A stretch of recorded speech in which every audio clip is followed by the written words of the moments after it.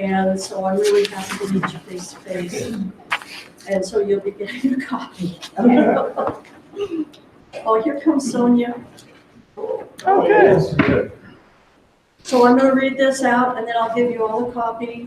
But what it is we're requesting for a TAG grant of our grant number 196879901, a continuation amendment. Dear Ms. Seeger, who is a grant specialist, and Mr. Ashinabi, we are hereby requesting a continuation amendment of our TAG grant in the amount of $50,000 for 3 years, 2020-2023. The United States Environmental Protection Agency's Environmental Results Policy, EPA Order 5700.7, requires that all work funded by assistance agreements, including tags, further EPA's mission to protect human health and the environment.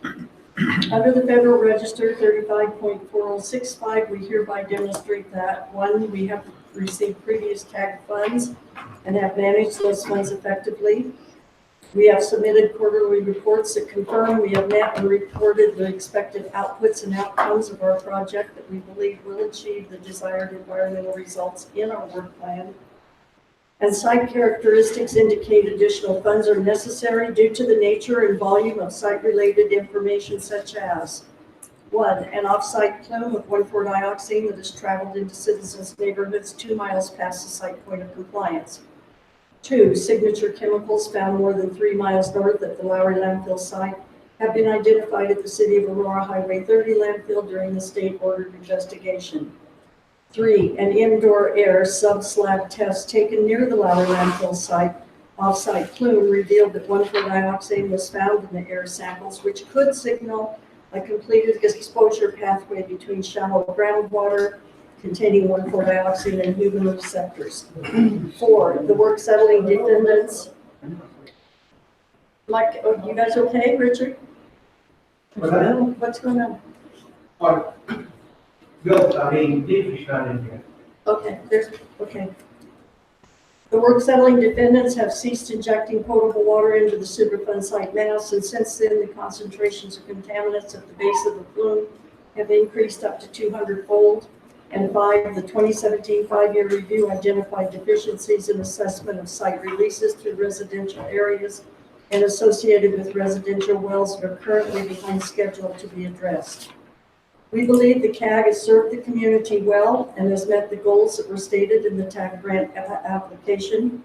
The work of the TAG has been a productive part of the Superfund program outputs and outcomes that reflect EPA program goals, including identifying and controlling unacceptable human exposure from site contaminants, assessment and monitoring migration of contaminated groundwater, and identifying a suitable final remedy for site reuse. Our TAG grant funds have been utilized in the best interest of the communities located within 5 miles of the Lowry landfill Superfund site. We believe the TAG would not have had to spend so much of its grant money if our technical advisors did not have to respond to poorly written and inaccurate documents sent to us from the responsible parties. The TAG believes we can more efficiently use our grant funds with expanded technical communication and planning between us, the EPA, and the responsible parties. Signed Bonnie Rader, Lowry Landfill Superfund Site TAG Chair and Grant Administrator. So that is the letter that we're sending to Cissé and Lindsay Seeger, asking that we have our grant continuation approved. Those are our reasons why we wanted to be sure that everyone had a copy of our letter of application and to know tonight that we were applying again. Are there any questions? What will we find out? Oh, I don't know. It takes a while, but I'm sure we'll get some response from Cissé pretty soon. He's the person that will handle communicating with us. And since that's his, for me, so since we had, I found it. he must have found it. Yes, Yes, because we sent out a letter of intent yesterday, or 2 days ago. You have to file a letter of intent and then you file your actual request. So do we have enough letters for everybody? Last time we didn't. Did I bring enough? Okay, great. Thank you, Sarah. Yeah. Okay, so we are reconfirmed. Sonia, we went ahead and reconfirmed, and I was reelected chair, and Tom was reelected co-chair, and I told everybody that everyone I've spoken to said we reconfirmed being on the panel. Okay, thank you. So that was fast, see, it wasn't that long. Anyway, thank you. 7 minutes. Yay. So, That's why you're the chairman. yes. The second thing, the point on the agenda, and so last week, myself, Steve Wharton, and Lisa had a conversation with Bonnie just in terms of what this K meeting would be like and what we want to discuss. And I know you wanted to discuss some things in the response letter from our administrator, it's often kind of came to the conclusion going to the whole letter wasn't really feasible, 2 hours, so I was trying to pick out 1 or 2 themes we wanted to talk about. So really the first hour, therefore, I want to discuss the updated response from Administrator Sawkin to the K, and agree that the letter is too long to discuss each and every issue in the letter. Therefore, we, the K, came to the consensus that there is one primary concern with everyone. Can you agree this out loud? Okay. With the current plume at the north end of the site, doubling the historic site area, the need for an update to the conceptual site model is well understood. However, EPA appears to be proposing multiple site models or hybridized site models. With millions of new data points, new wells, and new releases, the site model needs to be updated to include the entire site from Quincy to Mississippi.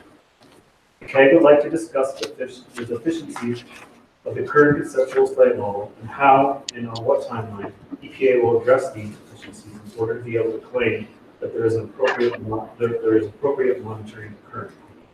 The letter from Administrator Sopkin was inconsistent in answering questions about the conceptual site.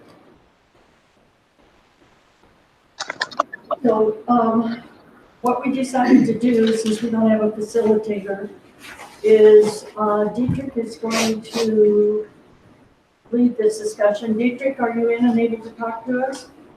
Yes, can you hear me okay? Yes, very good. So, Please mute your mic when you're not talking, Dietrich. Yes, ma'am. Thank you. so I think what we'll open up with is the discussion about when we do give comment and we don't get anything back from anyone about our comment, we don't know what that means. We don't know if that means you agree with us. We don't know if it means you don't agree with us, but we need to have a discussion about some of this. And so Dietrich is going to lead the discussion on what was written in the comment. And we'd like to have some discussion from all of you if there's something that you don't understand, you want to ask. We don't expect you to agree with everything we say. We need to have this conversation. So if you have questions, if you'd like to disagree, if you'd like to agree, if you want Dietrich to clarify things, Dietrich and Bill will clarify for you. That's what they're here for. And we'd like to know what you have on your mind about it. So Dietrich, if you want to go ahead. Yeah, and I apologize. I missed the first part of the meeting trying to get connected. Do we have anybody from EPA at the meeting, or who do we have from EPA at the meeting? Yes. Okay, thank you. Okay, there's Steve Morton, Betsy Snittinger, and Sarah Teschner. And then from the city of Denver, I'm sorry, Chris, you introduced yourself. I'm gonna. And Lisa. And Lisa. Oh, where's Lisa? Yeah, Lisa's down there. Okay. All right. And then from the city of Denver, Dave Wilmoth is here. Okay. Well, I appreciate that, and let me know that. I guess as far as the review goes, if we don't have any specific questions, or do we have specific questions?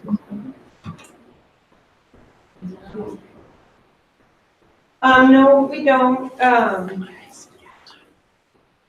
Yeah, so one of the things I think we wanted to explain too about our responses to comments is we are we need to work with the state and make sure we're on the same page with how we're proposing to respond to your questions. And then we would like to offer to have a focused meeting on explaining our responses and making sure we've answered your questions and responded to any comments that you have on the recent report on the LLf. Can you hear Dietrich? Yeah, I can hear. Okay. So I guess I would just add that we've gone through the tag submitted comments. They were, it's clear a detailed review was conducted. We've also received comments from the state. We've pulled together the expertise from the EPA's technical team to compile a response to both of those sets of comments. The TAG submitted them end of December and CDPHE at the end of December. Process-wise, we want to make sure we're on the same page with the state in discussing those. There's a lot of overlap and a lot of consistency between them. So I guess that's a step that we discussed taking before diving in with the CAG group. Okay. Do you feel something? Yeah, and one thing that might help clarify this a little bit is what we have other documents coming out, and how will response to these comments follow what other documents we might have coming out to review? What's their schedule?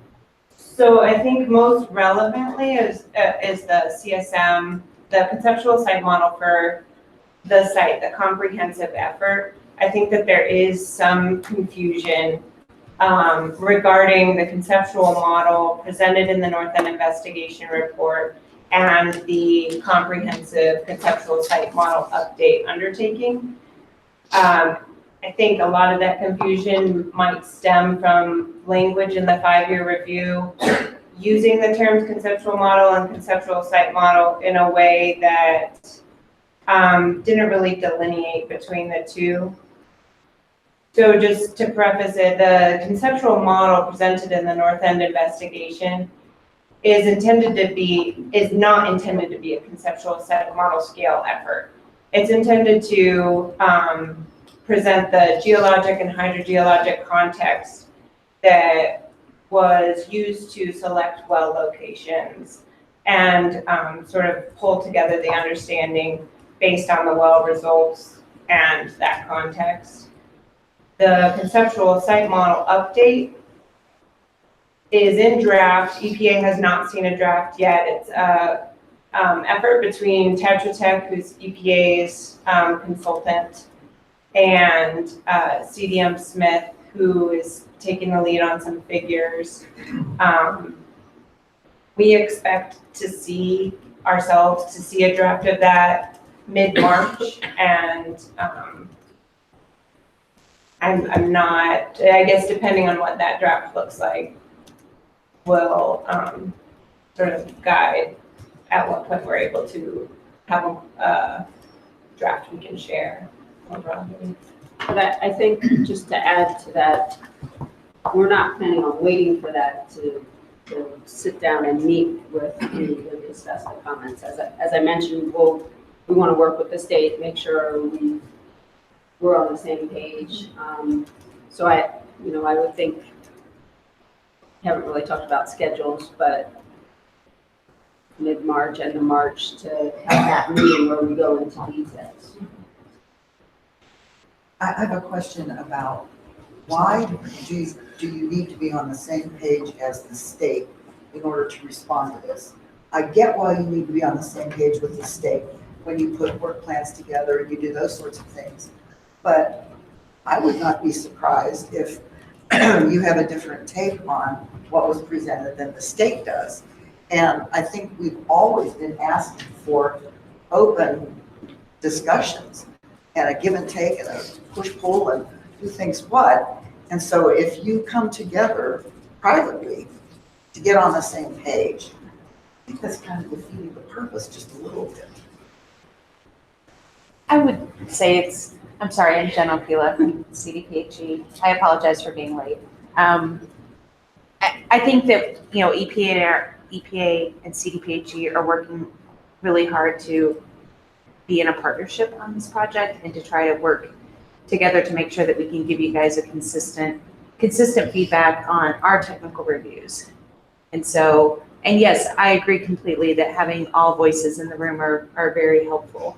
But it's very important for us to make sure that we're working together so that we can make sure that we get to the best result possible.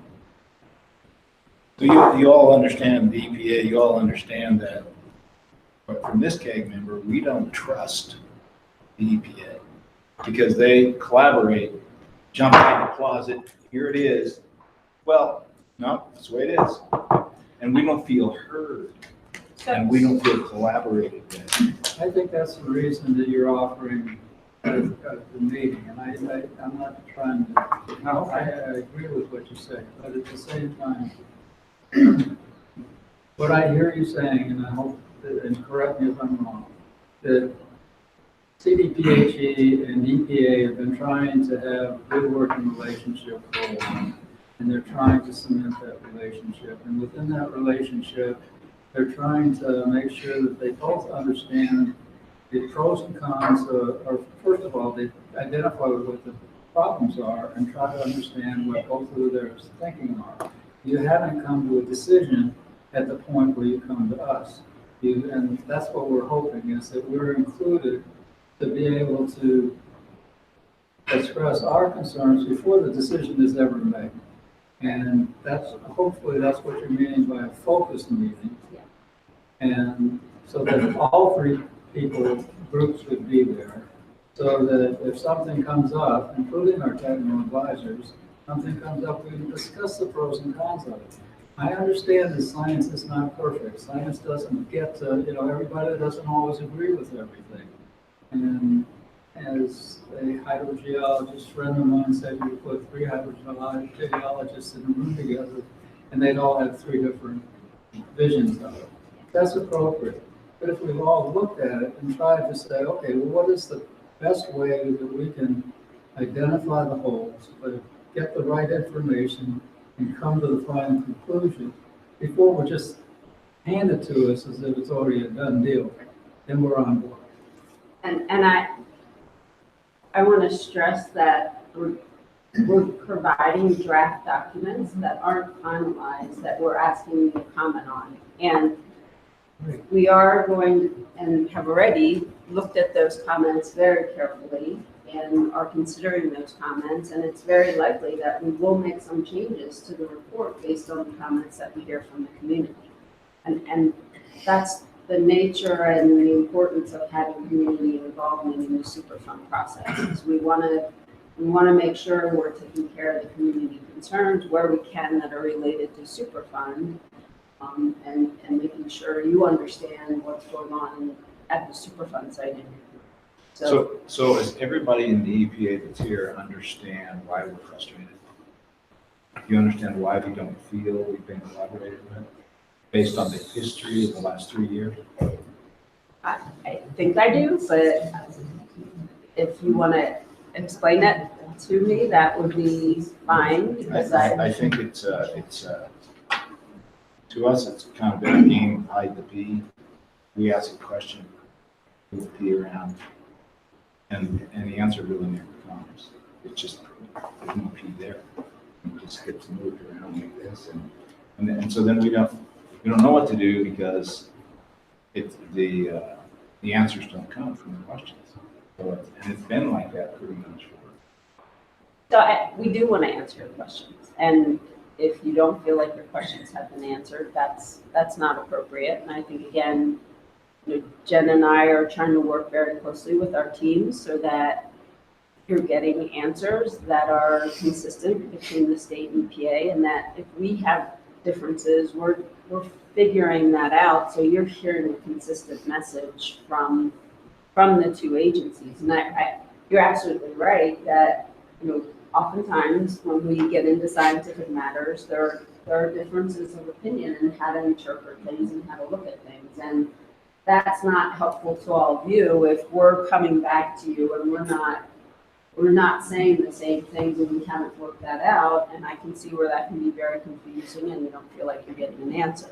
So we really are trying to provide answers, and I think our offer is that if you want to provide these draft documents before they're finalized, for you to let us know what your concerns are. And we're offering to sit down and both the state EPA and the TAG advisor as part of that meeting to really walk through each of your concerns that you've provided and be able to explain what our response is and where we can make changes based on the comments we received. And there will be some comments that we won't agree with and that we will say we aren't going to make any changes to the document on some of the comments that we I have a question of when the partnership between state and EPA, when you look at an issue, do the EPA and state partners have to come to a consensus on that issue before they speak to us? Or can the state and EPA, if they have differences, let us know what those differences are? That's what I'd like to see. Yeah, like right now, are you still in dispute resolution with the state? That's not an answer I have, unfortunately. I don't believe so. I don't think we are. Yeah. We are still. We still are? We still Okay, are. Colleen Yeah. knows the details, so. It's been kind of backburnered, but it hasn't been, we actually haven't formally resolved. We just have sort of backburnered while Dustin and I come up to speed. Yeah, so, I mean, to answer your question, my motivation on all of the sites that we work with on EPA is to be able to come to consensus on issues. If we can't, then we just try to work through that. And what you're seeing with us bringing a new team on is trying to build more consensus with EPA and trying to get to, and with you guys to try to get to a place where we can be more on the same page. And because I think that's how we move forward more.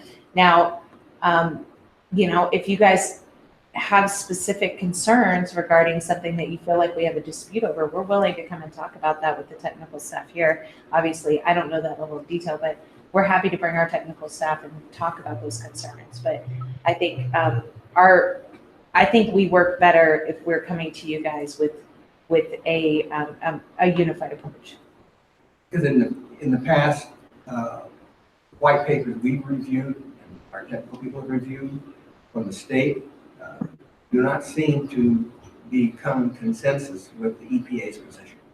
So that's where we're going. What's going on there? Right, and so Betsy and I have been working very closely to try to bring kind of both sides of our technical teams both in on disagreements to try to resolve those. Thank you. So If I could possibly point something out, before we get too far from this, I can see why the state and EPA would need to have some kind of consensus before approaching the responsible parties regarding some of these issues or planned actions. That's very clear and obvious.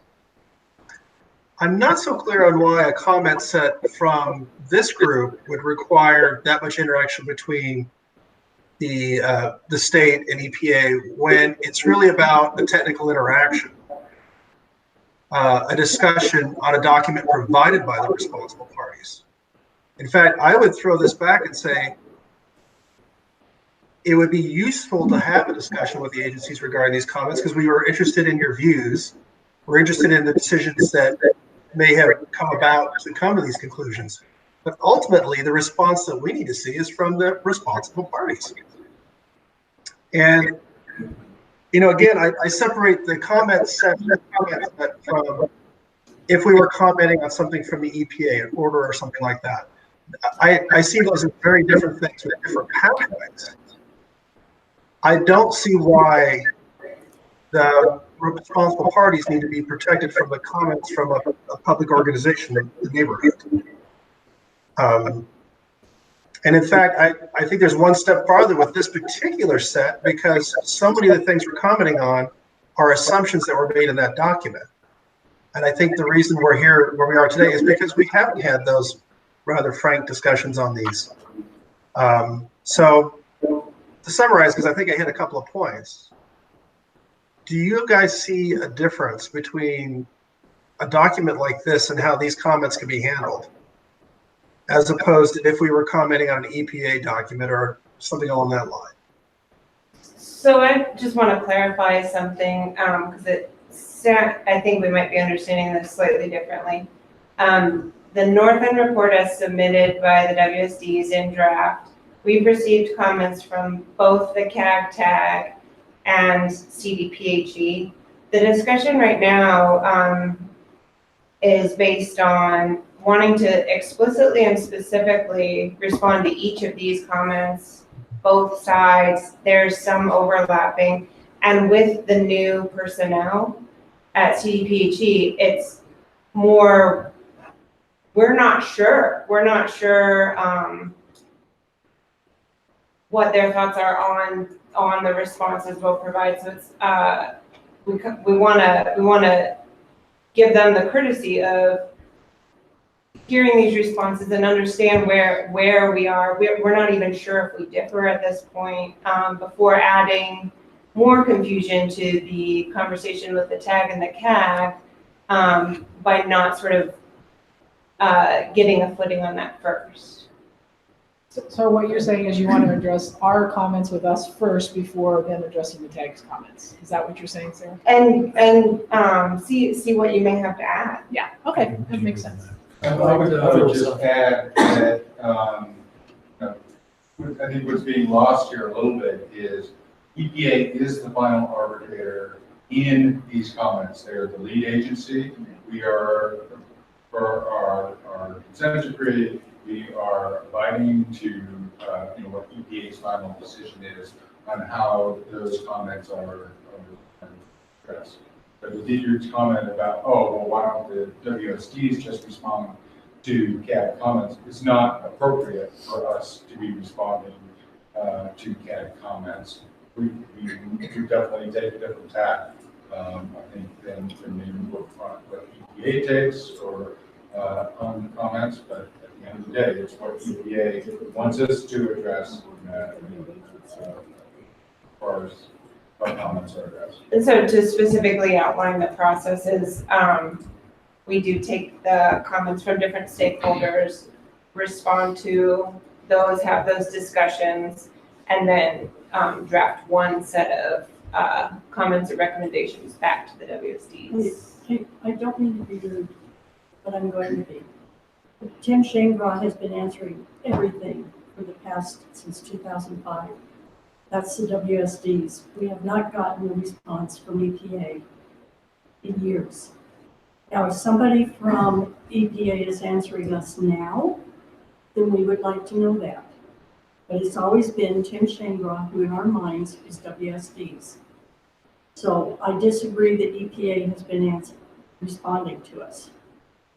We only respond when EPA asks us to respond. The WSDs are not involved in the response to the North End comments that Maybe you. maybe now. I don't know. I would like to know a little bit more about this, about who's responding, because we've had some pretty poor response lately, and it isn't knowledgeable response. And so we'd like to know a little bit more about who's responding to us. And I have to say that one of the biggest things before this CAG was formed that had the citizens upset is that our responses did come through Tim Shangraw. And when Les was still at the RPM, he was the one who would hand everything back to the WSDs, usually Tim Shangraw, and then he would sign whatever on a cover letter. But he never could talk to me intelligently about what was in that response. Yeah, let me clarify. So if historically we would respond or be asked by EPA to respond directly, draft responses were always provided to EPA and edited and sent out. So they were not our sole comments unfiltered. EPA is That's going part of to the- be responding to your comments. We are the leads for him, we will be responding to it. Today, that's good news. correct. That's good news. That's what we've been after. And we would like to, we can put our hope out there that we'll hear more from, I don't know who EPA is using right now to do the lower landfill work, but we have a lot of respect for Brown's group and we have a lot of respect for Skeel. But I don't see that they've been working on the site diligently like when CH2 and Hill was involved. I mean, they went out, they oversaw the site. And they would disagree with the WSDs at meetings and and when you say, well, So we are responsible for our contractors. Yes. And anything coming from our contractors should be going through EPA. absolutely, but Not CH, directly to the CAG. no, they never, CH2 and Hill never did that. Okay. Never did that. But I have to say that at the last meeting that we had down at EPA, which EPA has claimed was a technical meeting, and it wasn't a technical meeting, but anytime we meet with them and one of the consultants is there, all of a sudden EPA is saying, well, we don't know why the CAG's upset because we've had a technical meeting. That was not a technical meeting. We discussed a number of things, but it wasn't technical. It wasn't very deciding, here's what the issue is, here's the OU1 protectiveness, let's talk about that. We didn't do that. And then when we would say things, Dietrich and Bill would bring things up, and Rom was sitting there looking around, and there were things, he said, what? He didn't know that it was going on because he's not directly involved in the site. And you can tell that's what's happening. And so what we're concerned about, we know EPA is a lead agency. We respect that, but we would like to know that there's more technical ability for reviewing what's happening so that we can trust that it's being made in a technical manner, scientific manner. And so our technical advisors can talk to people and really have a good discussion, and we can go back and forth if they want to. That's fine. Nobody expects anything to be perfect. So our technical folks are very confident. Yes, and they are. I have Yes, a they lot are. of confidence in them. Yes. And again, the meeting that we're offering to go through the comments, we need to have a technical discussion, and that's the intent, is to get into the details and get into the technical issues of the comment. Well, we're excited about Oh, that. yeah, We're very excited about that. thank you. I'd like to make an observation is that in a technical meeting, a problem is brought up, a approach to the problem is discussed from various people, and different approaches are discussed, and then decisions are, made to try to say what might be the best way to go forward. And when you do that between CDPHE and EPA, and then you do that between the WSDs and whatever group you got there, you're discussing the same issues over and over again, in that area. And then you're going to have to come back to us and do the same thing over again. And if somehow we can be involved with understanding, hear the back and forth, and realize we're not, we don't always understand everything. We've got the technical advisors to help us, but at least if that discussion is heard, then a lot of time's going to be saved instead of just repeating it every time you go to a different party. So again, I go back to Jen's comment of, we've been really working hard to get the EPA and state teams coordinating and working to figure out the technical issues. And I think it's a test for us really to be able to then sit down with the community and be able to explain and have that type of discussion where EPA and the state are able to explain and hear and have that discussion. And I continue to advocate that the state and EPA need to have an initial discussion to. Then I would ask, and I can understand that, I would ask them that you come to us and try to tell us not that this is the decision, but this is the decision and this is discussion behind the decision and these are the pros and the cons and this is why we chose this person, this other thing, and this is why we put this off and this is the things that we're doing to test our decision and make sure it's right going forward. And if it's not right, then we'll reevaluate and maybe go with the other way. And, you know, in that discussion, when we come to talk to the community, it's making sure we understand their concerns. So asking the questions and listening to why did you make the comment that you did? Are we understanding correctly what you're saying in your comment and being able to respond and explain it to you? And if we can't explain it to you in the way that you understand, we need more work there.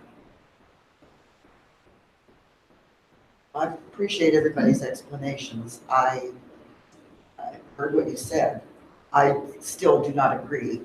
And anytime I'm hearing that EPA and the state are going to have to sit down and get on the same page before they can come back and talk to us just based on history, I will always wonder who strong-armed the health department to make them get on the same page with you. Because as has been said a multitude of times, EPA is the lead agency. So at some point, my concern is that all the other agencies will cave for whatever reason.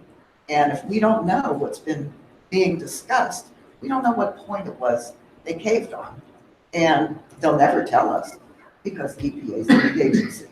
So as far as I'm concerned, every time I hear that you're going to get on the same page, I just figured you're not going to tell me. Yeah, I can completely understand your concern based on the history at this, or what I know of the history, which is much less than you know, unfortunately. Because I have just been very new on this project. However, it is our job to work cooperatively with the EPA. However, we don't intend to be strong-armed. I don't waste my technical folks' time by allowing them to be pushed over by the EPA. And so we will work together to come to solutions, including taking into consideration your comments. And that is my goal. And for now, you'll have to trust me on that because you won't know anything else. Because you're right, I get it. I mean, I totally get it because you don't have any history with me or with my team. But you know, it's our goal to work collaboratively with the EPA, not to allow them to strong arm us on this side. I think it's important that everybody here knows that the CAG, we want to be cooperative. We don't like poking you in the eye. We don't want to do that. And it's like we want to cooperate. We want to collaborate.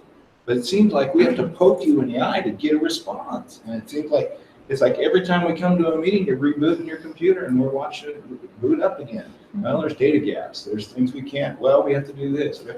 Let's reboot the computer. And it's like 3 years later, I'm hearing the same thing I heard 3 years ago. Trust us. Trust us. We're doing what we need to do. We'll get back. That's what it seems. But that's not what I'm saying.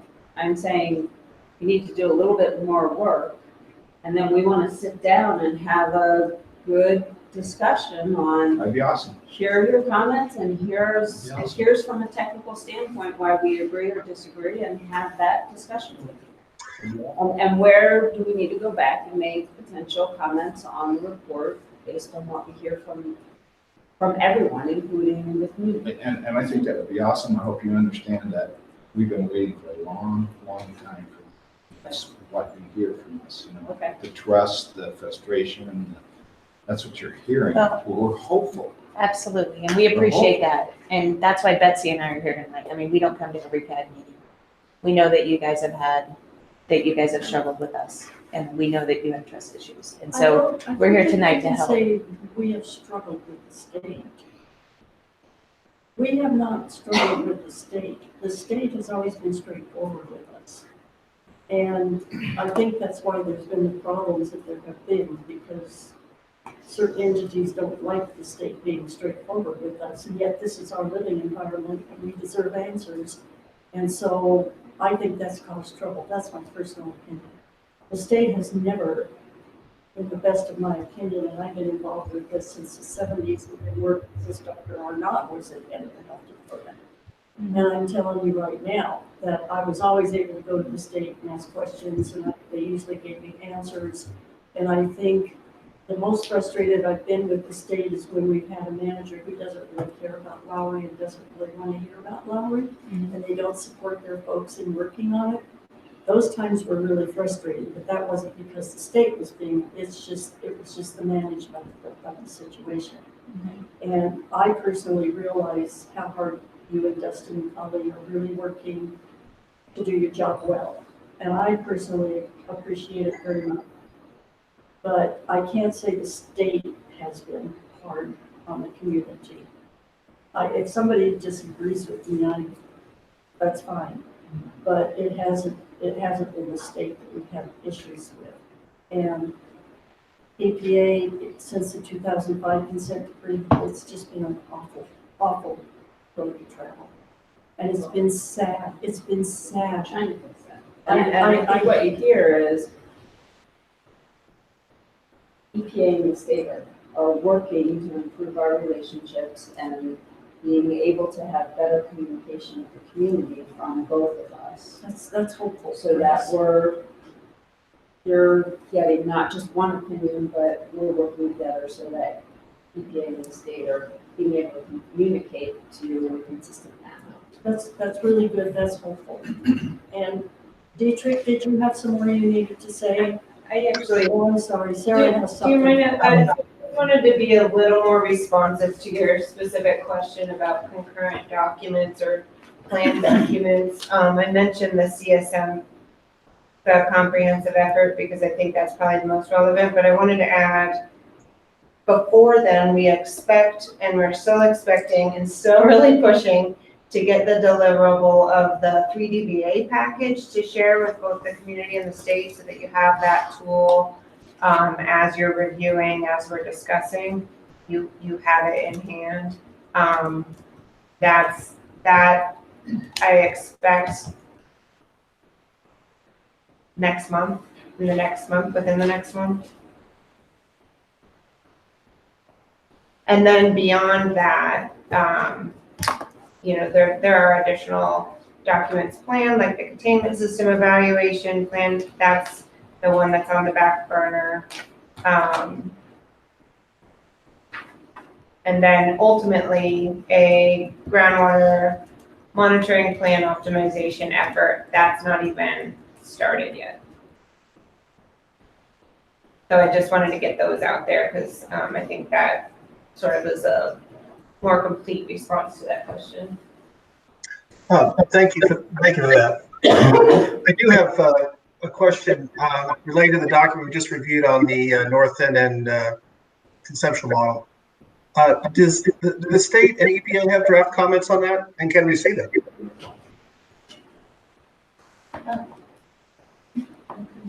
On the north end, So on the North End Investigation Report? ours are in our records. Yes, Dietrich, they were submitted, I believe, January 31st, and they are available through our record center. Okay.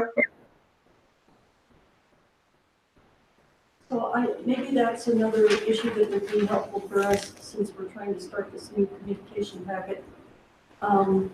We can get in to search the record center, and the state is really good at putting documents in there, and we want to tell you how much we appreciate it.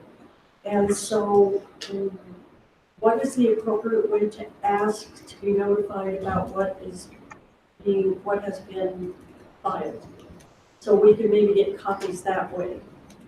Or is there a way that we could be copied on things? Yeah. Through the state. Through the state, yeah, the states were really good about putting things on the record. We could provide a summary at CAG meetings What's up there? of what's been posted in the last Wonderful, 30 days. you're our hero. And the same, yeah. What's in our. That's true. With our records of what's in there. And it's like the North Investigation.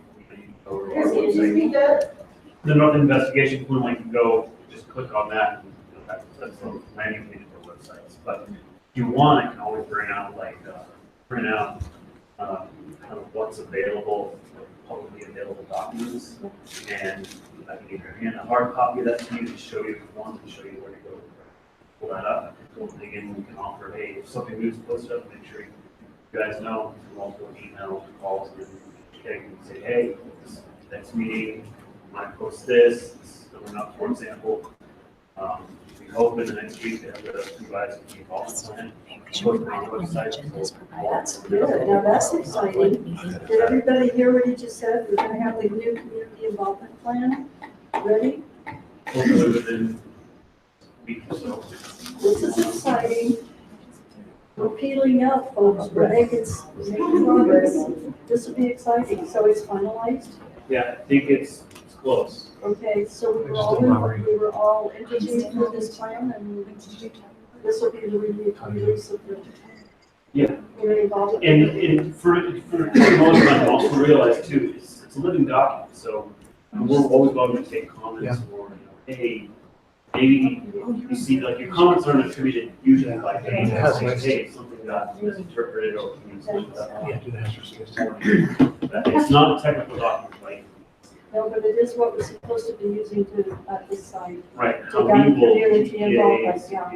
And so we haven't had one for a long time. Right, near, or revised. Well, we haven't been using one because it's been in revision for like 5 years. So this is good news. So anyway, this says we'll get our community involvement plan released that. When we interviewed for that, way last fall, summer? 2 years ago? Whoa. Time passes. Yeah, and we can always add addendums to that. I mean, that's the nice thing about the Okay, I think we just would a like living that. document. Okay, good. Hey, Dimitri, did you want to carry on? Sorry, what was that? Do you want to carry it? Do you want to have, you have more to discuss with us? Well, just moving down my list.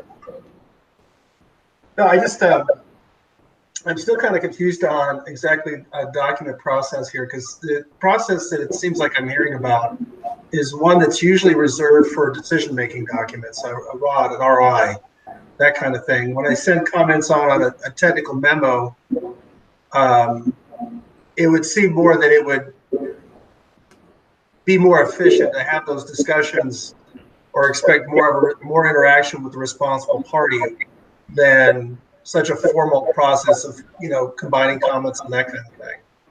So this is this level of involvement by the lead agency on what is really a foundation document and not a decision-making document is clarifies kind of what's going on, but it seems novel for the site. So I think, Dietrich, Jen and I are trying to improve some of what's been, how things have been working between EPA and the state. And I think, we may get to a point where we're doing the process different, but for right now, I think it's really important for EPA and the state to be working together and then sitting down with the community to work through your comments. And the approach that we're taking here with that on kind of all documents has been my experience with other Superfund sites that I have been involved in. It sounds like you've had a different experience, but. Yeah, over the last 20 years, this would probably, the only other site that has done this is a site that's currently in deferral, but that one's such a mess that it's hardly, not one you want to be compared to. It would seem that my client might find it arbitrary to not have a little more robust technical discussion. And especially since we seem to have some pretty fundamental disagreements on the assessment compared to the documents coming out for the responsible parties. I'm not saying we have a disagreement with the state or EPA specifically in that regard, but we do over the document. And it's very unwieldy to have a discussion on what is a fourth party involved when the three parties are operating independently to produce these comments. I do know that submitting comments in draft and reviewing them as a group can reduce those comments and get them to the same point as what I think EPA is suggesting. But at that point, it's not an arbitrary process, it's more of a natural one. So I think that's I keep wondering why we come back to so many of the same comments, and how fundamental they are in these documents. And I think it's because there is a lack of a robust technical discussion on the site itself. I think we're talking about a symptom, and perhaps it's time we address the cause.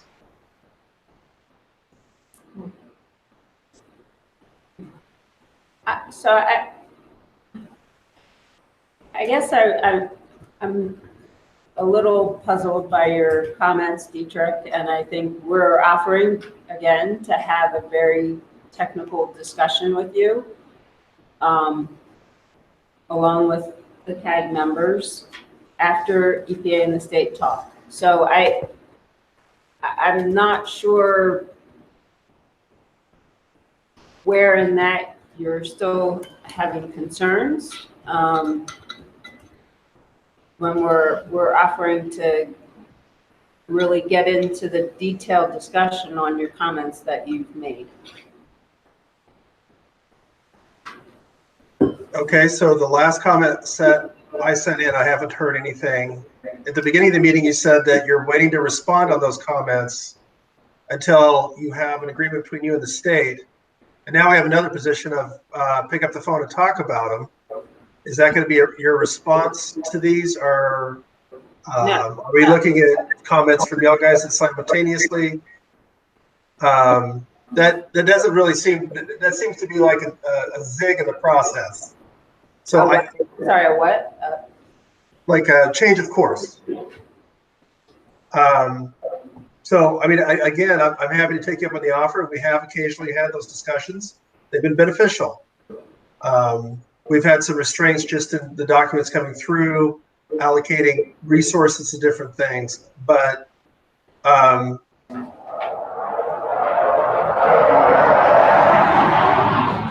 let that go on by. But I think, you know, naturally, I mean, I could pick up the phone next week and we can start going through these. But what is that going to mean in the response to the responsible parties? So I think I hear where the confusion is, and I think it's just simply discussing the process. We might have gotten turned around a little bit.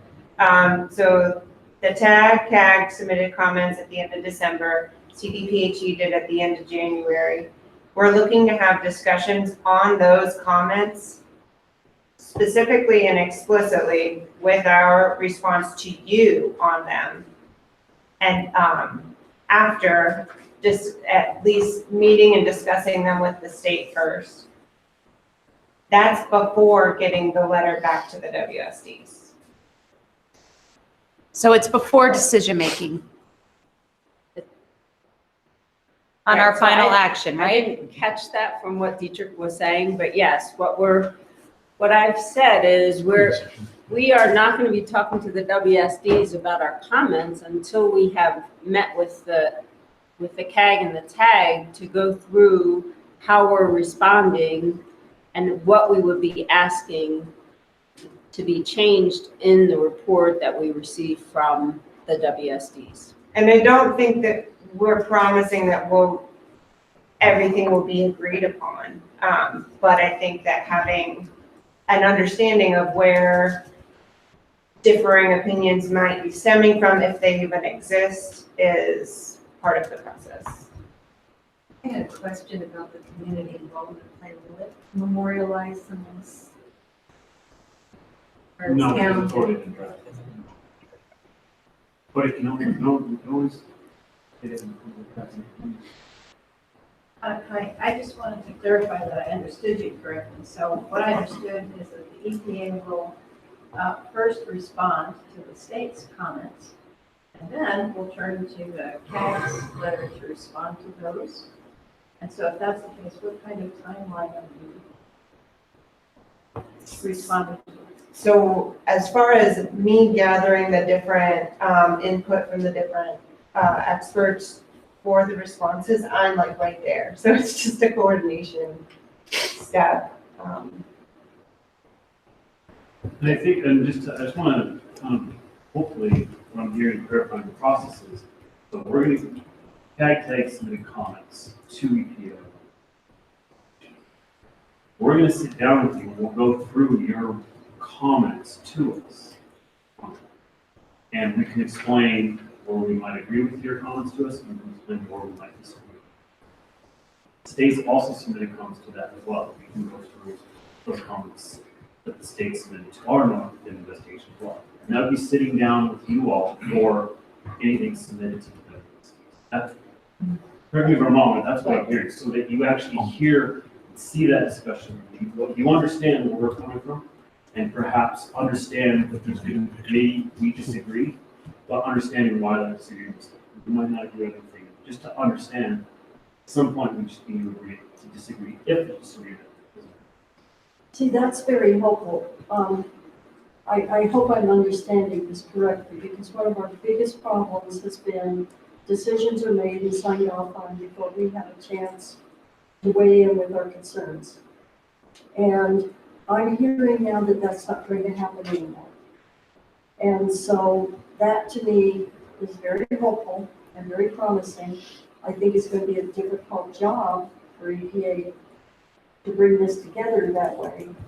But I can guarantee you right now that most of the CAG board, if Dietrich and Bill are involved and in this discussion with you, explain things to us, and here's where we disagree, and if they say, well, we agree with that or we disagree with that, technically we rely on them and we're going to feel comfortable with that, rather than having all these letters flying back and forth where we just keep getting more upset and more frustrated. And I really appreciate what you're offering. And we're hopeful that this is what's going to happen. It's what we've been asking for years. So Dietrich, does this sound better to you? Am I misunderstanding what I'm thinking I'm hearing? Uh-oh. Oh, no, I'm here. It does sound a little bit better. I'm just trying to find the comments from the 31st. I unfortunately don't think we got them. Are you on the water and air record system rather than hazardous waste? That's what I did.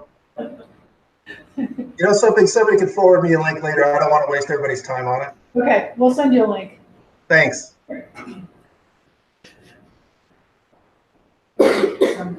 So I didn't quite hear an answer to my question regarding the timeline, when we should expect to get to the CAG after your position. And then part two would we respond to the writing, or would this be in terms of the discussion? My evasive look was a little bit because I can pull together the technical content, but then it's sort of, I don't. It's like, So, I mean, we need to check schedules, and work with the state, but the first step would be setting up a meeting with the state. Hopefully we can do that within next 2 weeks, 3 weeks, and then, We have a depending tentative on how that meeting scheduled discussion next goes, I week. think, turn around and set a date with the CAG and the TAG to have that meeting, and I would recommend it may not be at a meeting at night, because I would say if we're getting into really technical issues, it would be great if we could meet earlier in the day when minds are fresher, and give ourselves significant amount of time to really have good discussion. So I would hope we would be able to do that, but by sometime in the latter part of March. I'm looking at Jen to see. I'm looking at the team. I think I don't hear any big problems with that, but I would say let us work out the schedules and we can get back to the CAG on kind of what the plan is for when we would be looking to set that meeting up and what works for all of you. And as far as written versus conversation, I don't see a way around not having some text of what we're talking about. This is not conversational subject. This is really intensely technical. So probably a written response, which we could then discuss. Written material, Do I understand this to mean that it's going to include our technical? Yes. Okay, great. I don't know, just a second. Go ahead. So I hate to bringing this up, but what I heard Chris say was more palatable to me than what I've been hearing Betsy say about being on the same page. Because when I hear that word, those words, being on the same page, that's as if you're in agreement.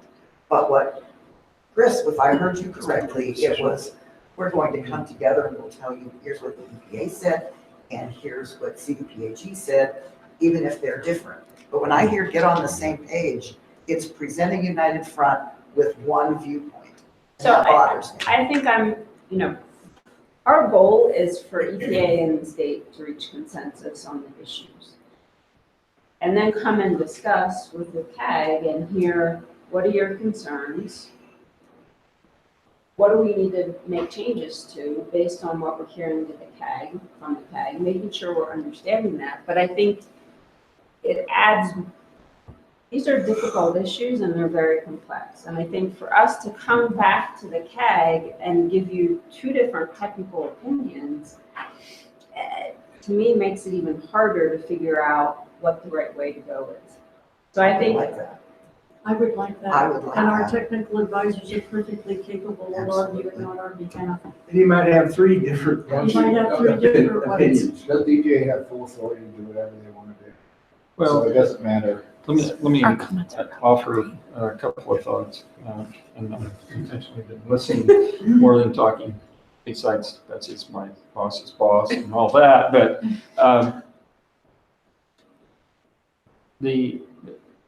there have been a number of statements that are all true, not necessarily easy to accept or complimentary. You know, they don't make all of us feel good about everything. It is true under Superfund, under the statute, the way things are set up for an enforcement situation, EPA is the lead agency, and we can't change that. We'd have to change the law to change that scenario. So that's true. And so to some degree, yes, you know, we are the final arbiter. Now, is that the way we want to operate? You know, I've heard the term, you know, strong arm, coerce, you know, twist arms, whatever. No, we want to get along. We do have a document that's sort of a guiding document for how EPA as a lead agency under Superfund and the state as a support agency are supposed to get along. And it also lays out a process where if we do disagree and we are having a hard time resolving that disagreement, there is a process, and it's laid out in that state memorandum of agreement. So that the most recent version of that is 2004. So it's getting old now. This is the very first time we have ever invoked dispute resolution under that agreement. So we take our positions very seriously, and nobody is just eager to give up their position and just cave, you know, or fold. So we do need to have, you know, substantive, meaningful discussions about sorting out our differences of opinion. And to Marty's point, you know, I think Chris's, whether what you heard from Betsy was the same or different, I think it's essentially the same. That we do absolutely want to have an open discussion about, this is our opinion, this is why we believe this. But, you know, at the end of the day, things are rarely black and white and 100% certain, and we talked about science being imperfect and all that. We tend to call those uncertainties, you know, or the other way to look at it is how confident are we, you know, in a particular position. And we never agree 100% with whether it's a responsible party or even, you know, our state colleagues on everything on every single site. But we come to a point where we're willing to make a decision and move forward so we can try to reduce those uncertainties, test things, you know, is this true or not true, and then adjust as needed. So So it's true, EPA is, a lead agency here, but we're partners with the state, and we've come to a point over, a significant period of time where we were disagreeing and we were not successfully, just as two agencies, two entities, we were not successfully resolving those things. So I think there is good reason for us to get together, sort some things out. And it doesn't mean the goal is to totally convince the other party that they're wrong and we're right, or vice versa. But let's figure out where we're much closer together, our confidence, our agreement is greater, and where it's not so great, it's kind of on the edge. And we're perfectly willing to have that complete discussion about where we agree, where maybe, we still have some uncertainties. But the important part for us is to then figure out how the two agencies can then agree what next steps need to take place to reduce the uncertainty and be more confident in our decision making. And absolutely, that should be informed by you, by the CAG advisors. And again, same thing holds true. I'm never going to promise you that we're going to agree 100%, but if we disagree, we should tell you why and what we're willing to do to try to alleviate the concern, that uncertainty about that.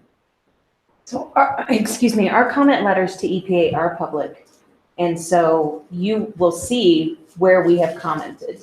And you are free and willing in these technical discussions we are free and willing to respond to you asking us, well, you had this comment, how did you resolve it with EPA? So that's why we need this list Yeah. that Dustin said, because we don't know what you filed. Sure. We know you're busy on a daily basis with this. And so if we don't know what's been filed, we've been going in and pulling stuff, hoping we can find pertinent information.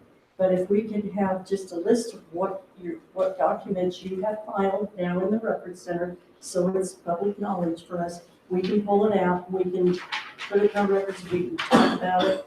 Dietrich and Bill, if they have the comments, that's going to be extremely helpful towards our meeting, whatever kind of a meeting we have, because then we'll have the positions, and perhaps when we do come to these meetings where you're talking with all of us and discussing this, maybe some of it will be settled for us before we even get to the meeting. That's what I'm saying. We haven't had a lot of information. We get a work plan and then we try and comment. It doesn't make sense to our technical advisors, and we have a lot of questions, and it sits here and it sits here, and we still have more questions. We can't find things in the EPA. We don't know what EPA's done until Linda sends us something, and that's been slow to come. I'm complaining, yes I am, but that's why we've got this animosity here about it. And so this is, I really believe what Margie says. I understand what she's saying because I have a hard time getting past what's been happening. I really do. But what I see is a door opening a little bit here. And I'm hopeful that as we move down our road here, down our path, that we're going to find these things are happening, the communication is better than it has been. And that our ability to know what's happening in our neighborhoods and our ability to rely on our technical advisors it's going to make us feel better, rather than just know this darn stuff is coming down the creek bed at us and there's this, that, and the other thing going on. We don't know what the heck's going to happen or how it's going to happen. This gives us a little bit better handle on it, and so I appreciate Margie bringing that up because I feel the same way. But I do think this is a little bit of a door opener. What I would like to request when we do start having the meetings, and I think if we have daytime meetings and things, if we could find a halfway place to meet, where you aren't having to come all the way out in the prairie and we aren't going all the way down in the canyons. Come out earlier, the traffic won't be. That's great, because Commissioner Baker's got this place. And so if this isn't too hard for y'all to reach, I mean, of course we love it, but you know, if that's what we can do, but what I have to ask for you to do is to please, when you decide that we're going to have these meetings, if you could please consider Dietrich's travel schedules, because he has other clients that he works for. And so we need to fit him in too. And Bill, he lives up in the mountains, and if it's snowing and everything, he doesn't want to have to drive down in the snow, so, you know, we need to make sure that we can accommodate them to at least being on the screen with us. But the thing that's really interesting to me is the idea that we can get a list of what's been filed in the record center, give it to Dietrich and Bill, and they can start reviewing things and what the different opinions are and everything. I mean, this puts us 10 steps ahead of where we were. Yeah, and I'll work with the team, but I think the idea would be to provide it to you at some point before you set your agenda for your meeting, so that you would have it some time to. Or maybe you could consider, because we have people like Tom who love to read, they love to research and read and put papers out. And, you know, and if we're just curious about something, it would be nice if we could just go ahead and pull it for our own, I mean, what did we just pull? I can't remember. We just went and pulled something from the state because we wanted to know what was happening with it, so we pulled it.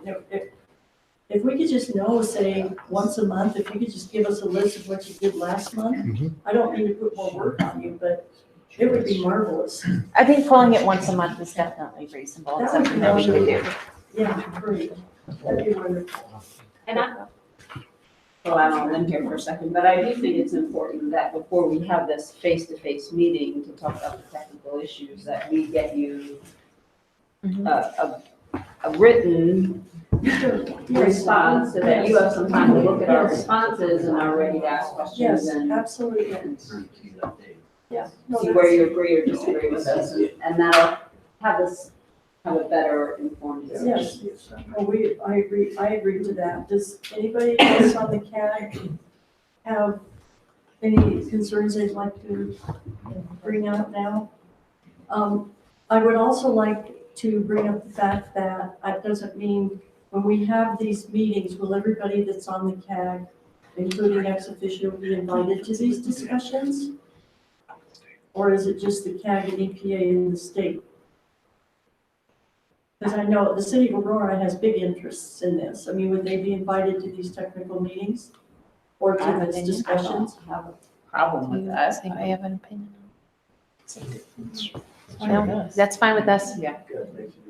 Okay, because you're not always gonna have this kind of a crowd for that kind of a meeting, because some people have to go to work during the day, they can't make the daytime meetings and things, but, you know, Dietrich is really good at putting out summaries after we have, say, a phone conference call. He sends us a summary of what happened. So those of us that can make it will be there, and those of us that can't will get a summary from Dietrich and what he saw at the meeting. But that's how we would handle it. But this is encouraging, and I personally am going to look forward to some of this happening. And so, let's see where it goes, Marky. You and me. I think it's important that, and we've talked about this, I know with Steve before, any relationship you have to have trust, or you're not gonna get anywhere. You're just gonna get in the corner, you're gonna fight, and you're gonna hold your positions. And so our trust has been broken with us, because we've had promises, and we've had Rebecca stand up and articulate, wow, she's clearly talking about, yeah. And here we are today. No project. And so it's like, we're hopeful. We just understand that trust has to be earned. It's not like, I don't try not to be mean spirited. I understand that. We just don't trust. And so hopefully we'll find that as we go down the road, and we'll open up a little more, and we won't be so, egregious with our posture, because that's not what we want to be. And I think we're working with our teams, but, I think it is important to understand the community's concerns, and I think sometimes words can be said or things can be put on paper, and we may interpret it one way, and that's different than what was actually meant at a CAG. So I think those discussions are really important as well, to make sure that we're we're hearing you and understanding really what you're saying, as well as you all hearing us and making sure that what we're saying, you're understanding as well. My philosophy is always seek to understand before you seek to be understood. But I don't understand, I tell you that. I do not understand what's happened the last 3 years. It's just been all over. Dietrich, did you have a question about documents before we go? We're gonna have to move on. Did you have a question? No, and thank you very much, Janine, for sending that to me. I apologize if we missed that along the way somewhere. And I just went ahead and distributed it, so we're good. Okay, I think we need to move on to the next subject so we don't sit here all night long, but I do think, my personal opinion is this has been a good discussion. It's been one of the best discussions we've had since we started this CAG. That's my opinion. And I'm looking forward to us moving on to more exciting things where we're more involved in working on what's occurring in our community. So thank you all. Thank you, Nancy. And so, Chris, you want to move on to the next? Sure. Remember what it was now? That's why we have email, like, just go through your email, bring it up and read it.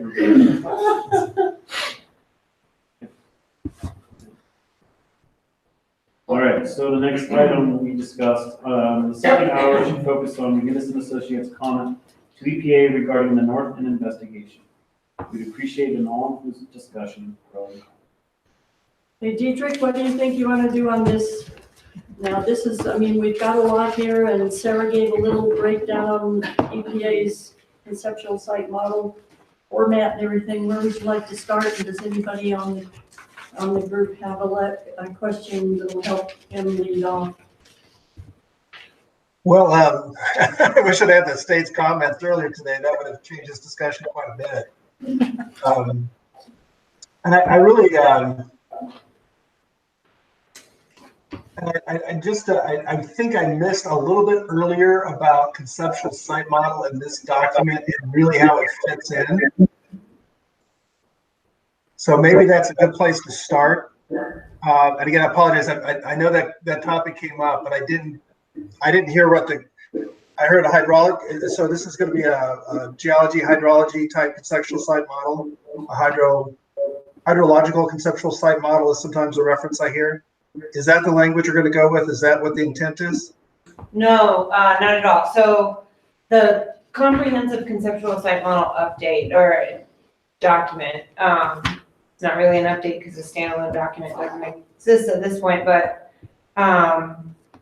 is going to be completely comprehensive. So it's not just, it's all OUs.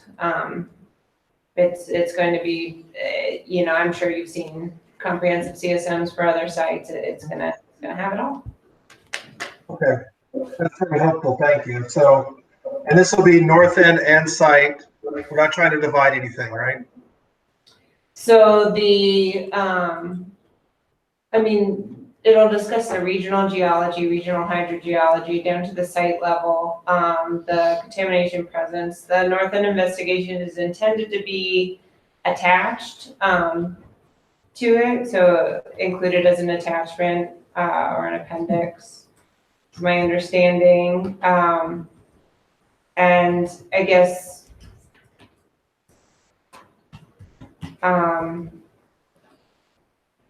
beyond that, I'm not really sure what you're imagining could be divided or separated. Okay, when you say the North End investigation is attached, is that because the North End investigation has its own conceptual site model, or it's just attached to clarify why it's so different than the older one? The characterization of the 1,4-dioxane plume north of the site that characterization is contained or intended to be contained in the North End investigation report. So the way that will be sort of incorporated into the CSM document is by attachment. So the conceptual site model is limited to the historic boundaries then? It doesn't include that North End that goes,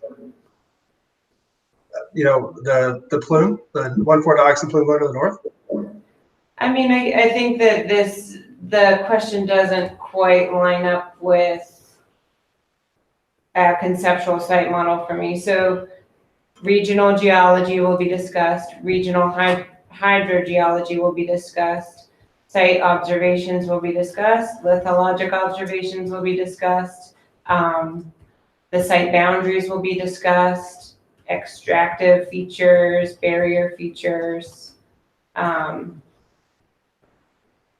You said something about basically clarification, but was there some study you had the conceptual site model versus the conceptual model for, is the conceptual model, is that something different than the conceptual Yeah. site model or more specific? So this is a slightly different question than what Dietrich asked, but it's related, and we're kind of talking about square as a rectangle, no rectangle, or square, right, a square is a rectangle is not a square. The conceptual model as presented in the North End investigation is not intended, and it was never intended to be at the level of a comprehensive conceptual site model document for the CERCLA process. It's not what the CSM guidances are referring to. It's essentially a description of the geology and hydrology relevant to selection of the field work that went into the investigation, and then how those field observations are put back into that context for the purposes of the investigation. So that's what that is. In other work plans and report documents, sometimes it's just referred to as geology or hydrogeology, and it was referred to as the conceptual model within this report to stay consistent with 5-year review languages, the 5-year review language. And that 5-year review document, scientific technical documents aren't perfect. There is no sort of silver bullet, and some things were sort of discussed in maybe a more confusing way than certainly I wish they had been. So I think that is actually a place where a lot of this confusion is stemming from. I have a question as a layman. I hear you talk about a conceptual site model, and we all know where the slurry wall is. Is that the site? And you want a conceptual model of that? There's nothing outside of that? It's just what's in that? So the slurry wall would be a barrier feature related to the site. Other features related to the site include extraction features, the regional geology and hydrogeology that pulls from breadth of information in the literature, as well as field observations. So it's all analysis within that box? There's nothing The outside of that Superfund site boundary, well, the information that feeds the conceptual site model expands beyond the site boundary. The site boundary definition is in pretty much every landfill site document. So you're talking about a larger picture than just the box? Certainly, yes. A conceptual site model, the purpose is essentially to put the circumstances of a site into a larger picture. Exactly. That's exactly it. Yeah, I can see where the confusion came from, because with these two documents kind of being developed, the North End work being done simultaneous to a new conceptual site model, the language was getting a little hard to figure out and a little bit confusing. But that clarification helps a lot. Bill, did you have any questions about that? Did that kind of come together for you a little bit better? Asking me? Yeah. I guess I'm still trying to understand. There is absolute continuity from one model across the boundary to the other, and that's maintained at all times. There should not be anything that is inconsistent between the two. Well, yeah, so when we look at a conceptual site document, when you produce it, we're looking at the regional coming down on the site, and the focus will be the site as it includes the North End plume. And our confusion was that we were looking at language and discussing strictly the North End plume, wondering if these two things have been divided. And I think that language had been used at one time, particularly at our last meeting there. So it just kind of, we were just trying to wrap our heads about what these documents, what the bigger picture was to these documents we were looking at. Yeah. I think we got stuck on semantics. Yeah. Okay. So just to reconfirm, the conceptual site model does include the Yes, so the details of the plume, and the monitoring information will be included as attachment. And then, how it connects back to the site boundaries will be discussed, for sure. So the entire kind of geology of the site does not being considered. It includes the geology of the plume, only that which is within the perimeter of the. No, the entire geologic setting. Under the plume as well. Yes, it's the same sort of I depositional got environment. confused because you said that the plume was going to be considered attachment. So then I wondered whether What's that? I think you made the north end report will be included. as Right, well. the investigation report, right. so that'll give additional detail on. That will be where that details come in that. I think that the conceptual site model has to include an explanation of how you evaluated the site, and the plume is included in it. So my question here is, how have you evaluated the geology of the plume? How did you evaluate the flow of the water in the plume? How have you used the appropriate, and I need Dietrich's help here, but the most up-to-date well design, and how have you decided where you want to put those wells so that you've got all the right data to make an understanding of what's going on with the plume? Right. And this is this broader question of how do hydrogeologists approach groundwater characterization? And it was the topic of, I think, the October CAG presentation. It's a big topic. If I were to try to provide a pretty concise answer right now, it starts with the literature. The geologic investigations that have been conducted for, the state and the area across the board through time. They have, I mean, I guess I'm asking, you're talking about the USGS Right. kind of stuff? Yes. Is that, but that USGS wasn't enough. Correct. We were trying to figure out what the geology was of the original site. Right. So if that's all that you're using for the geology of the plume, that doesn't seem to be enough, right? That would not be enough, absolutely. So that's where it starts. That's where you start with the site, and then you supplement that with site-specific investigation. So this site has a huge number of monitoring wells with core data returned from the drilling process. So as you drill a well, you pull up the material that you're drilling through, and there's a geologist that sit those rigs and note what's coming up and at what depths those correlate to.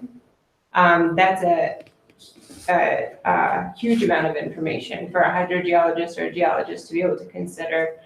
And then there's well testing available. And then, I had a couple other pieces. You asked about water flow. And again, that has a regional context. That has a depth component too, because water flows differently depending on what depth you're looking at. But in general, the monitoring wells can return information for the depths that they're drawing from. And then closer to the site, all of that information with the lithology information is being combined to evaluate water particle flow through the area using a numerical model. Okay, then my question then is, the wells you've done are in 1, 2, 3, maybe 4, I can't remember how many rows, going from east to west, over a mile apart, and approximately, with nothing in between. And I guess I'd have to ask Dietrich and you, how do you really know and there's sand lenses all in there. How do you know that they're not sand lenses carrying the contaminants out of that picture? And Dietrich had brought up before, whether or not the well designs were adequate to really get the correct data for flow models. Maybe discuss this with Dietrich right now so that we can understand the give and take, why you made those decisions that a mile apart is adequate. So this is starting to get into the depth of comments that are also reflected in our needs for discussion with CDPHE. I can say in general, the density of the well network and whether or not that is sufficient, the things we consider are geologic complexity, the need for intensive characterization or a general feel that's dependent on risk, and what level of contamination is present. And also, it is definitely a fact that perfect knowledge is not possible. There is always going to be, especially with groundwater and anything subsurface, a fairly high degree of uncertainty. We chip away at that with monitoring wells, although they do deliver very limited information. Each one does. So answering beyond that into where we are with how comfortable we are with the density, I think that needs to be reserved for after we meet with CDPHE on the topic. But those are the things that contribute to those decisions. Dietrich, can you? Yeah, and I think that maybe a better approach to this with the limited amount of time we have is perhaps to ask the question of within the plume itself, which we are hoping to define with these monitoring wells. We haven't seen a lot of change in how that line is drawn as we get new data, a little bit more toward the north, but the shape in general, not so much. We've always been a little concerned about how well we're defining the east-west dimensions of it.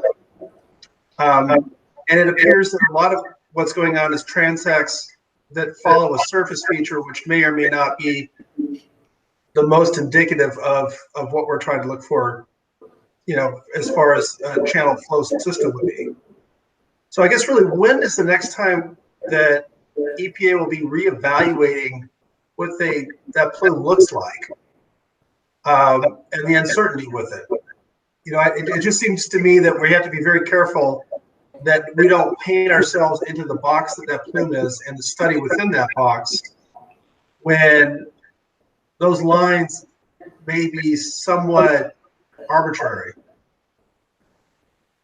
So I think that the question here is really looking at the variability in how much the water quality in that monitoring well network that's currently there, how much that changes through time, and sampling into the future and observing that. I know that's not the only piece of this comment and question. However, to that piece, we are definitely interested in continuing to monitor these wells through time and observing changes in water quality. The plume I see in the reports, though, how often is that revisited to see how true that is? So how well it aligns with current data? I should have a specific answer for the frequency of testing, sampling for these wells, but I don't off the top of my head. Not so much the frequency of the sampling event, but how often is the red line we see on a report from the north end revisited and revised? Twice a year. That's based on the sample results. Okay. How much of the data that you're looking at when we talk about on the north side of the wall there, how much of that data is after they stopped injecting water? Okay, so they stopped injecting in October 2018, and I think we have 3, 4. So the data we're going to be looking at is after that, after the water stopped being injected. For the Data most have part. been collected after the injection ceased and will continue to be. Okay.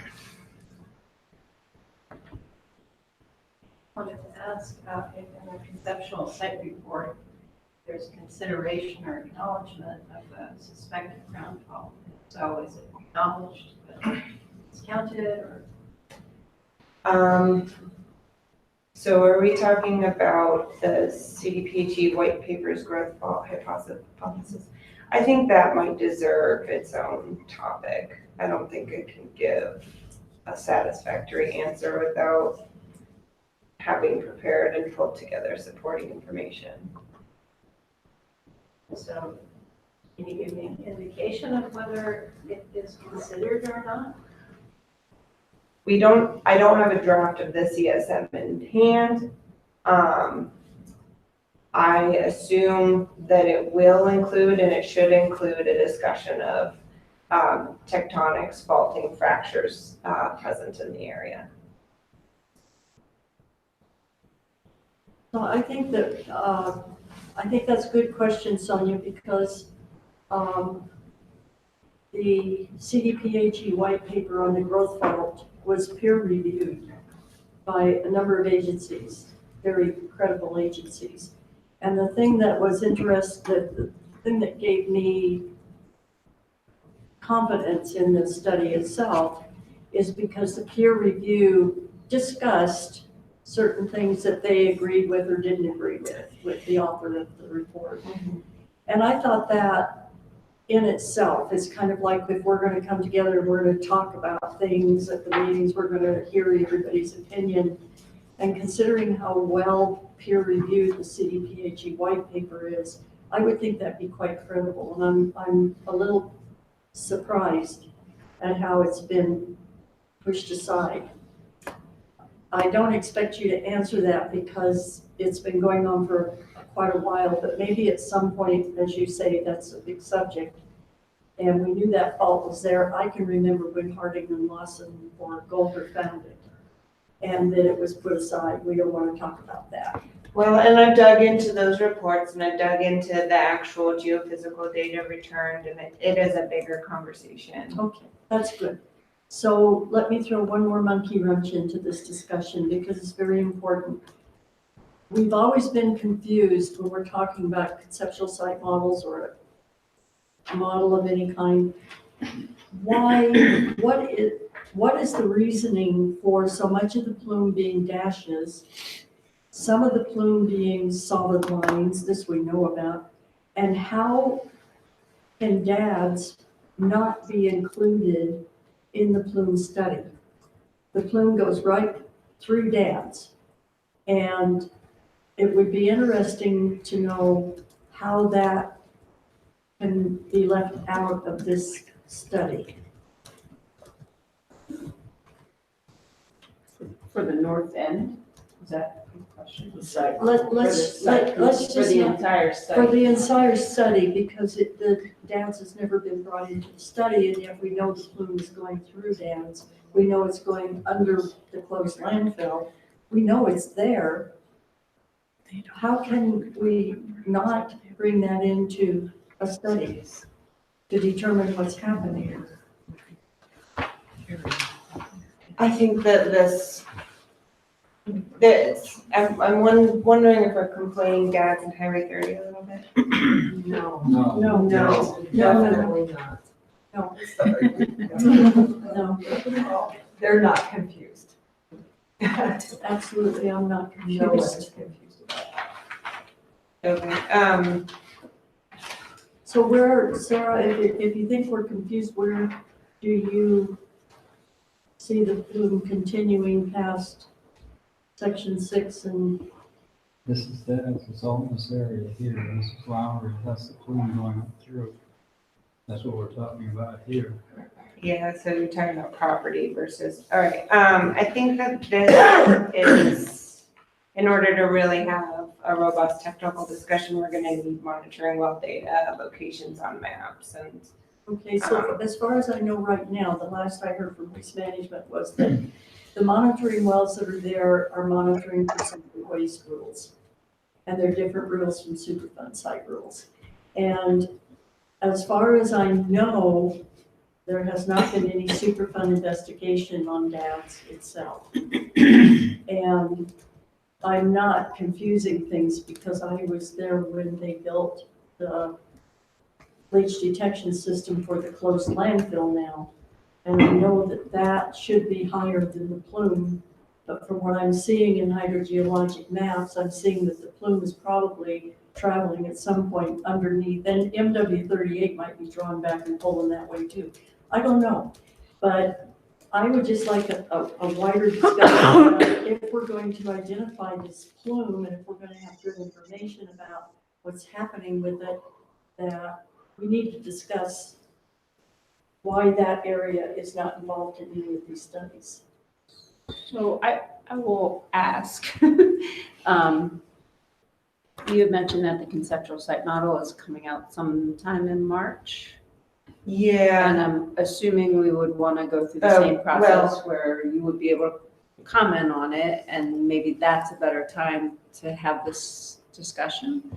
This is just setting, this is Right. just this on the Food table. for thought, and I thought maybe it was, we were between Highway 30 and Dad's because so much, I get it, I'm just saying, so much focus has been on Highway 30 and Right. there, I mean, we do have data through here, this is the property boundary for the disposal site, not necessarily the boundary of the waste pile. Right, exactly.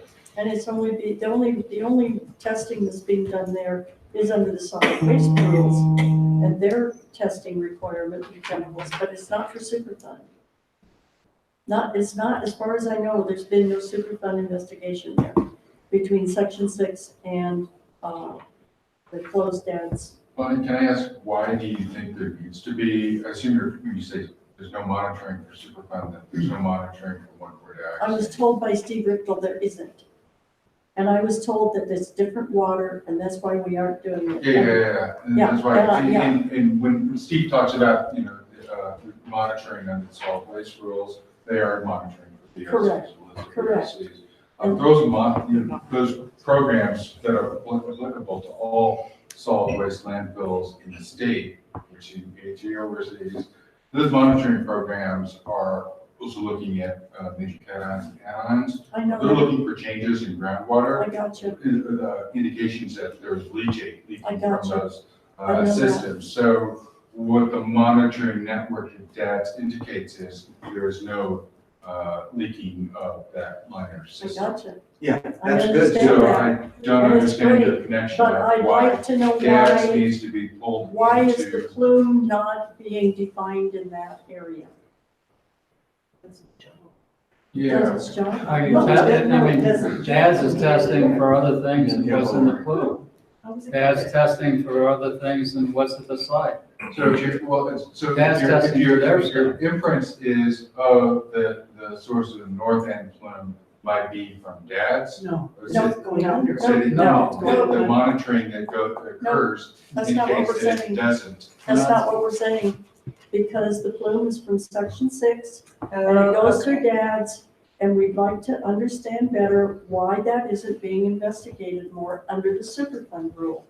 And just to pause and go back to sort of the concept of making sure we understand before we try to be understood, is the CAG concern, and maybe I will just conflate both Highway 30 and Dad's right now, is the CAG concern that there might be some sort of significant transport pathway underneath in the shallow groundwater that then sort of carries on beyond the landfills? It's part of the plume. How does the plume? So, get to where it okay, is? and It's not part of the I do plume. have a little more responsive information. I do think this is a more in-depth topic. I do too. However, the general approach that I think is relevant to describe here for characterizing groundwater with the Superfund site is high density of wells towards the source of And what you're contamination. testing in those wells. And what you're testing in those for. And where that water understand quality starts not reflecting the site and improving, you don't keep extending the wells out from there. it. They're clear past, Yale, they're past that way, they're right through Dad's, Right, so on the, down the way. It had to go through Dad's to get down there. Under. Under, not through. well, in the ground. this is property boundary versus. Property boundary doesn't mean anything to that plume. It's gone through there. It's going down through there, it's going through Dad's. It's really a matter of the dash line. Yeah. So go over there and test those wells to Superfund requirements, would you please, see if there's any See if there's any. toxic material in there, any. There's lots of wells in there. And if they're not, great. We'll be happy, but But if there is, uh-oh. the plume goes right through Dad's. It does. So just to give you an idea, and I'm not the solid waste person, but they complete their wells differently.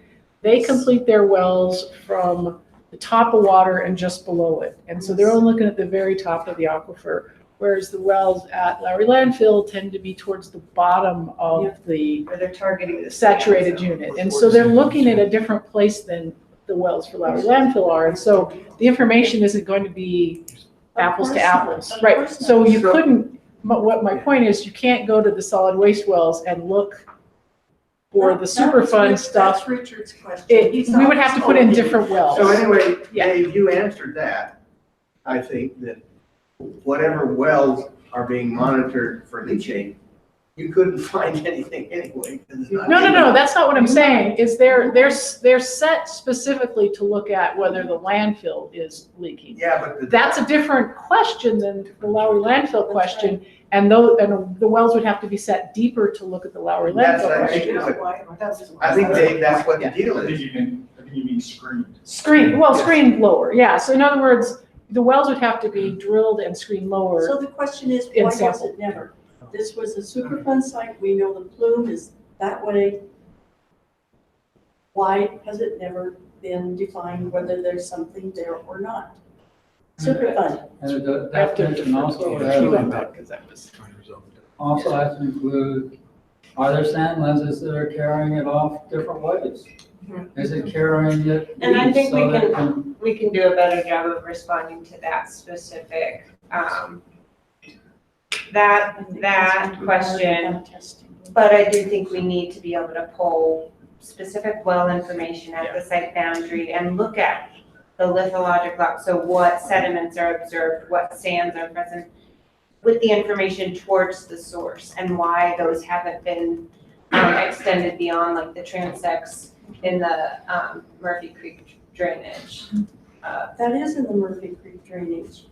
Murphy Creek runs right through Dad's. Okay, and I guess actually this gets to larger geologic conceptual understanding of how drainage systems work too, and what you can expect out of primary flow directions. And, that's a conversation we I guess my whole point here is that we have wondered forever why the plume going through Dad's has not been better investigated. It's part of the answer. And that's what we're asking. And we've always been told, well, we don't have to do it there because that's solid waste and we have different rules. But excuse me, the plume goes that way and we'd like to know where it is and how it affects the rest of the plume. And no, we are not saying that Dad's is leaking. I think that Dad's is a very well-engineered, well-monitored site. I have no problem with that. So let's not even go there. I would just like a better definition of why the plume has never been investigated there. So I've got one question, Dave. So, Quick. So you're saying, why aren't there wells that are through the liner system? No, the monitoring wells, you said it was not the depth, but the screen depth, where they're screened. Yeah. So my question would be, those wells that are screened higher to detect what you all want to detect for the site, how deep are they? Are they deeper than, do they go down to 80 feet? I don't know the answer because it's not my project. No, We would have to not- look, but I don't know the answer. Yeah, I'm just talking about the other wells, not the leachate. Not the leachate collection system. No, I'm just talking No, about around the there are site. groundwater wells around the site that solid waste is required to put in. I don't know how they're completed. I'm just curious Because if they that's were- the solid waste program that dictates that. But my understanding, based on discussions with the solid waste folks, is they typically require their well screens to just bridge the top of where they first find water, and they'll go a lot deeper, so maybe 10, 20 feet down, and then they stop. So they're not going to be as deep as the wells that you would see at Lowry landfill, because they're just looking, the reason they're putting the wells in is different than what has been Actually, done. they probably would be the same, because remember, our saturated thickness for It's very very thin to thin. begin with. Yeah. So we don't have 100 feet of True, groundwater saturation. So I guess the answer is we would have to look at those wells and see how they're completed to see whether they would be useful. Maybe that's a better Like I answer. said, they're pretty close. Lowry wells, yes, we usually try to tag bedrock.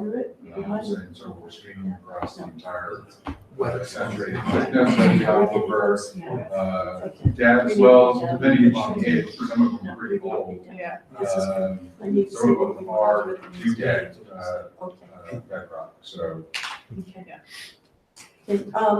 This is a good discussion. I'm glad we're talking about it, and we're not confused. And so now Chris is reminding me we're getting close to time, and I'm sure all of you'd like to go home. And so I'm just going to tell you what we would like on the agenda, and I can send it to you by email. I think I already did, but I'll do it again. What we'd like on the agenda for the next meeting is that we understand there's been molybdenum found at the site, and that it's a radioactive kind, and we would like to have the Metro wastewater, and I can't find my sheet, but it's Robert something, I think he was the one that wrote the letter. Anyway, we'd like to have somebody from Metro wastewater come and discuss that with us. And the second thing was, that was Shattuck. We want to know Shattuck, if it's some of Shattuck's waste from when they were there. So that's,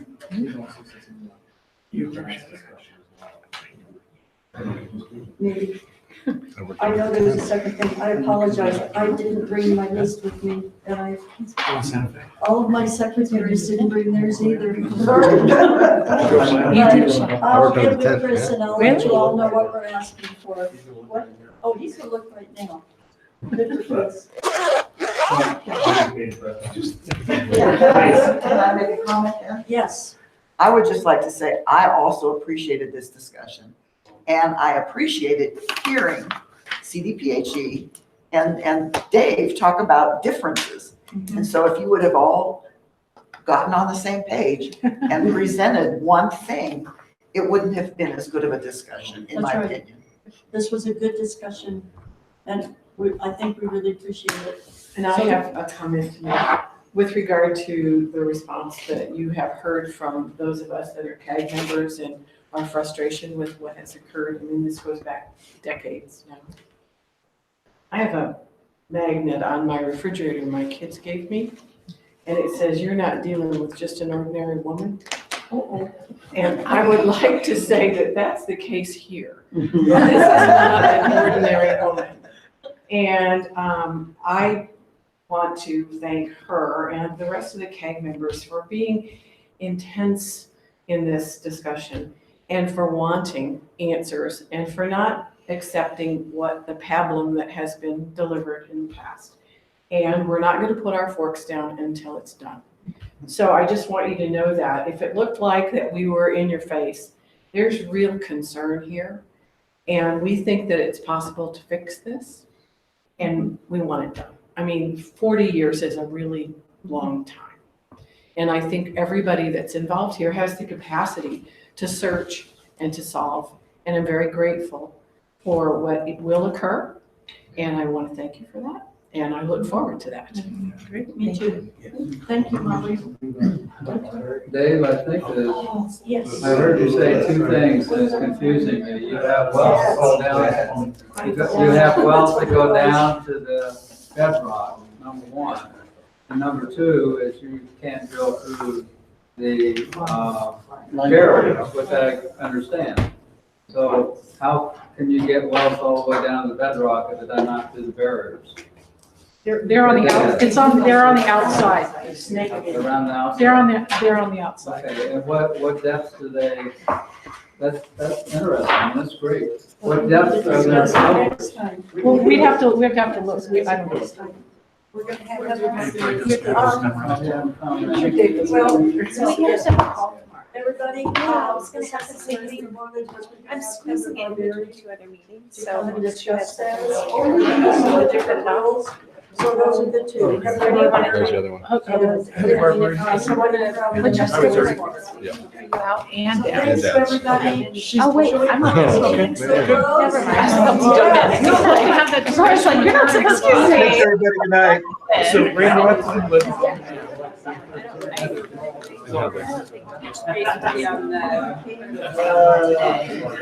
Yes.